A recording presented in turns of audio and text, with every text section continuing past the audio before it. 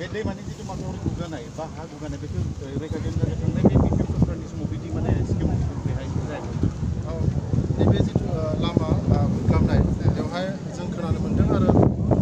माखासे स्किमबो बिपिएफनि समावनो सरकारनि समाव बेवहाय जानानै थांदों होनना जों मिथिनो मोन्दों आरो जोंबो नुदोंमोन। नाथाय बेवहाय जि स्किम जालांबाय बे स्किमनि जि मोनसे मा होनो नेम प्लेट थायो बे नेम प्लेटआबो माने सानसेखौ लास्टिं होआसै अखानायै इलेक्ट्रिसिटिनि अखानायै जादों जायनि थाखाय सोर मावदों बेसेबां रां बेयाव फैदोंमोन जों बेखौ हमनो हायाखै। नाथाय जों बेखौ रायजो राजाफ्रा दिनै खोथा होदों फैबाय थानाय समफ्राव जिहेतु बे जोंनि ओनसोलखौ सोनारो हिसाबै